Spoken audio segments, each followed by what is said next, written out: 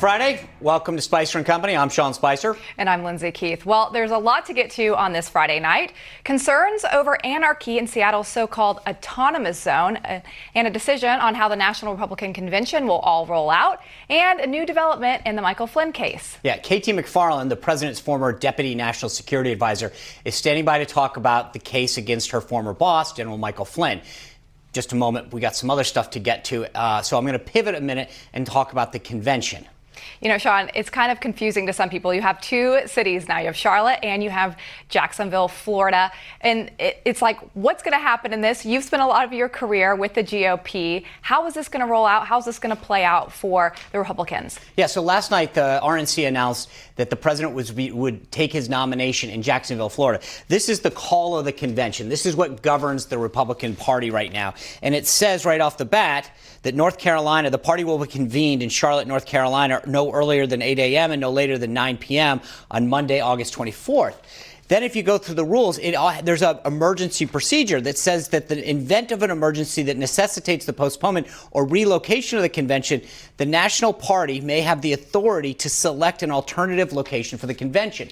So what they've done is they've said that they're going to go to Charlotte, the members of the Republican National Committee, which is 168 of them, representing the delegates. They will pass the platform. They will pass the bylaws. They will basically rubber stamp the 2016 rules that were passed at that convention and say that we'll continue to be governed on them. Once the business of the party is done, they will then shift everything to Jacksonville. The vice president, the president, and all of the delegates will gather in Jacksonville to have the vice president and the president receive the nomination. So you're really going to have a front end with the party business being done in Charlotte, and then you're going to go to Jacksonville. But the big issue is that Charlotte was expecting a big economic bang. Tens of thousands of people coming in. Now you got probably 1,000 at most coming in to do the party business, and then everybody's out of there in a day or so and headed down to Jacksonville, which is going to be, a rush to get down there. This thing normally takes, as you know, Lindsay, years to plan, and now they got 2 months to pull it off. So it's going to be real interesting to see how all those logistics play out. Yeah, it will be really interesting. All right, well, getting back to Michael Flynn. His legal team was back in court today. We discussed this a bit yesterday, but if you missed it, let me catch you up to speed. Flynn, as you remember, pled guilty to lying. Then more evidence came out that revealed that the FBI had jammed him up and cornered him into pleading guilty. All of this came out, and the Justice Department decided to withdraw the charges. But the judge in the case was saying, not so fast. He wouldn't agree with the Justice Department. So Flynn's legal team is now asking the circuit court to force the lower court to do its job because the DOJ has taken the charges back. Republican Congressman Jim Jordan calls it a crazy attempt to continue the Flynn case. The judge is talking about abuse of power now. The abuse of power was then, he writes. This is how the left operates. And I think the American people see this for what it is. So what can we expect next? Joining us is former Trump Deputy National Security Advisor and author of Revolution, Trump, Washington, and We the People, KT McFarland. Welcome back, KT. It's a pleasure and an honor. Oh, well, thank you.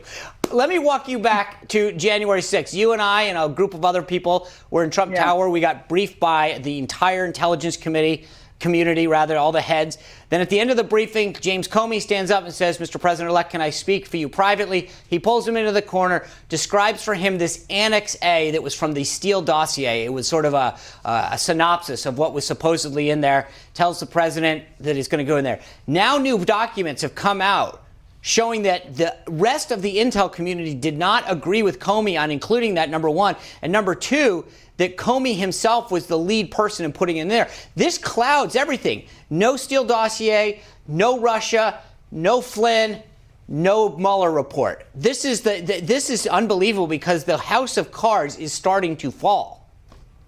Yeah.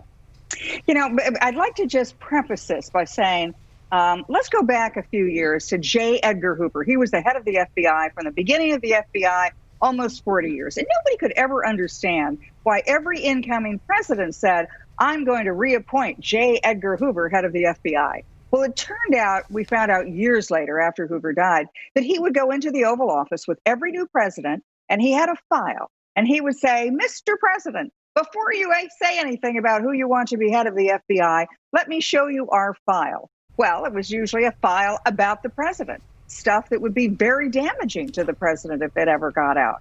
So let's fast forward to the meeting you and I were in together on January 6th at Trump Tower, right after President Trump was elected.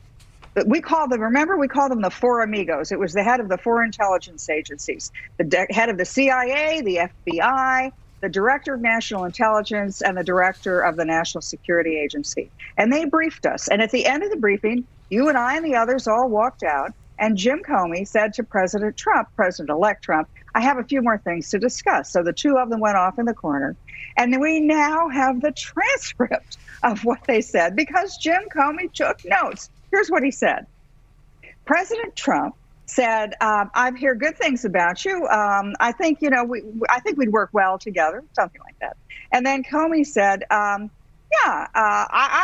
actually want to reassure you that I intend to stay as FBI director. And then Comey pulls out his file, his J. Edgar Hoover file. And he says, we have this information, this Steele dossier, he didn't call it that, but it was about weird sexual behavior and stuff that you had done in Moscow. And then President Trump says, well, if none of this is true. And Comey says, well, maybe not, but the media is really hot for it. And only a few people in the intelligence community have a copy of this. It's real close hold. Long pause. And then what does President Trump do? He says, well, I look forward to working with you. And then Comey says, I assure you, I will stay. What does that say to me? It was a shakedown. It was a J. Edgar Hoover classic shakedown. Donald Trump, if you don't let me be an FBI director again in this administration, guess what you're going to see in the front page of the media tomorrow? You know, it's amazing because you realize where we are now. This judge couldn't let it go.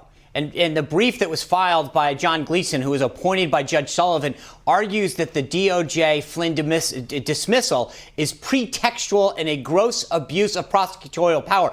Gross abuse of power, KT. What you just described is a gross abuse of power. Yeah, look, I mean, in my book, I'm not a lawyer. I can't tell you the legal ins and outs. And this is now so complicated, most lawyers can't tell you the ins and outs of it.